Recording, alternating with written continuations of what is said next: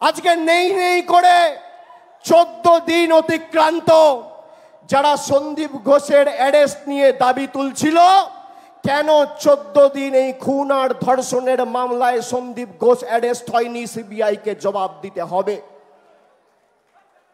যারা একটা মৃত্যু নিয়ে রাজনীতি করে শকুনের মতো, সাধারণ মানুষ বলছে বিচার চাই, আমরা সবাই বলছি বিচার চাই, আমরা চাই প্রকৃত দোষীরা শাস্তি পাক, আর বিজেপি বলছে মুখ্যমন্ত্রীর পদত্যাগ চাই। তারা ভাবছে কি তাদের মনের সুপ্ত বাসনা 2021-এ হেরেছে, 16-এ হেরেছে, 18-এর পঞ্চায়েতে হেরেছে, 19-এর লোকসভায় হেরেছে, 23-এর পঞ্চায়েতে হেরেছে, 22-এর পুরসভায় হেরেছে, 24-এর লোকসভায় গোহারা হেরে লেজে গোবরে করেছে বাংলার মানুষ। ক্ষোভের বহিঃপ্রকাশ করতে আর বাংলাকে অশান্ত করার জন্য ইট পাটকেল ঢিল ছুড়ে কালকে পুলিশকে আক্রমণ করেছে। পুলিশ যে সংযমের পরিচয় দিয়েছে, এটাই প্রমাণ করে যে বাংলা উত্তরপ্রদেশ আর গুজরাট নয়, বাংলা মণিপুর নয়। আজকে বাংলায় যদি কোনো ঘটনা ঘটে, মানুষ মাথা উঁচু করে মুষ্টিবদ্ধ হাত তুলে এক বুক আবেগ, এক বুক আশা আকাঙ্ক্ষা, প্রতিবাদের অহংকারকে পাথেয় পথ চলার প্রেরণা করে রাজপথে নামতে পারে।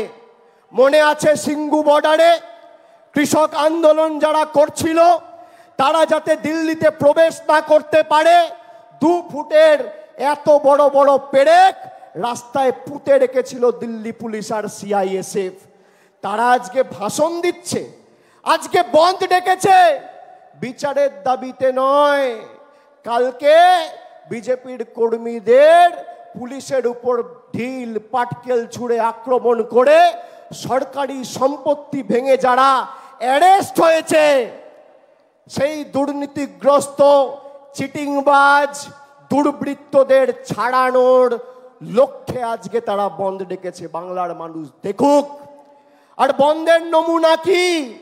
আমি সংবাদ মাধ্যমের বন্ধুরা আছে, আমি সংবাদ মাধ্যমের বন্ধুদের বলবো, আজকে স্টেজের ছবিটা দেখাবেন না, একদিকে কলম করুন বিজেপির ডাকা 12 ঘন্টার বাংলা বন্ধ, আর একদিকে এই ছবিটা দেখান, মানুষ দেখুক কত ধানে কত চাল। কারা আমাদের শেখাবে নারী সুরক্ষার কথা? আমাদের বিজেপির কাছে শিখতে হবে। যে বিজেপির সরকার মণিপুরে 2 জন জনজাতি মূলবাসী মহিলাকে বিভক্ত করে রাস্তায় হাঁটিয়েছিল, সেই মণিপুরের মুখ্যমন্ত্রী এখনো পদত্যাগ করেনি।